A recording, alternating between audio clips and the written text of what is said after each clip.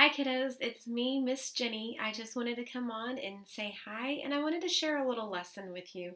I was recently looking around and I found this, and I thought this is a great lesson to share with you guys right now. What just happened? I'm afraid of the dark. What am I going to do? And I'm starting to feel anxious and, and nervous. Jesus, could you just come into this room, Lord, and just shed the light in my fear, Lord. I know that you don't want me to feel this fear. God, I know that you can come in and you can make dark situations bright, Lord. I know that you can help my heart and help my fear. God, I just pray that you cover me, Lord, and help me to feel safe. Amen. So I kind of wanted to show you a little lesson about fear. In Philippians 4:6, it says, "Do not worry about anything, but pray about everything." And here recently we've had a lot of uncertain times, and I know you as kids can have things that scare you or make you afraid. And I just kind of wanted to show you an example of what I do whenever fear settles in.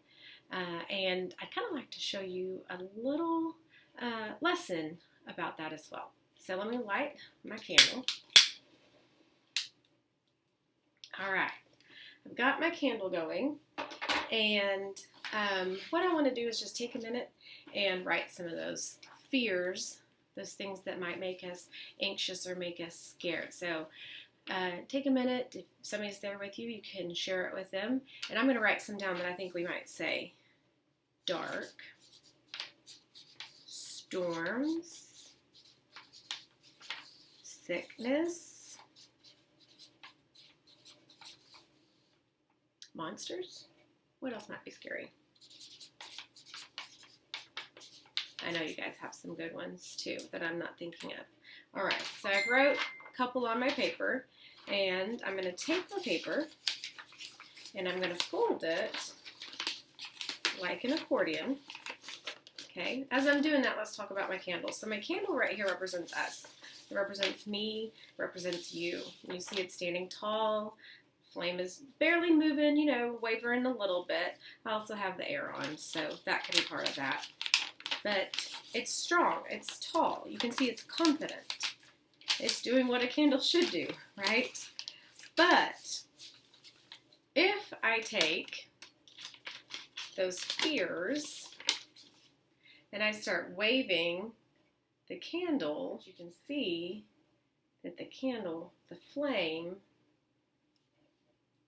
starts to flicker. It moves, all right? So it's wobbly, it's unsteady, it's uncertain.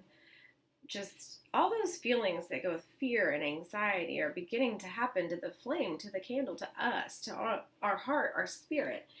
But what if I invite prayer in? Just like I did a minute ago when the lights went out and I got scared because it was dark. If I invite prayer in and I invite Jesus to come in, he comes and he creates a shield for us. He protects us. He covers us.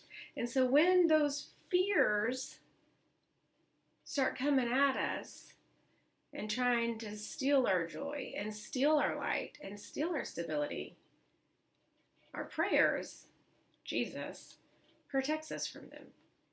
He takes them so that we can still stand tall and stand proud.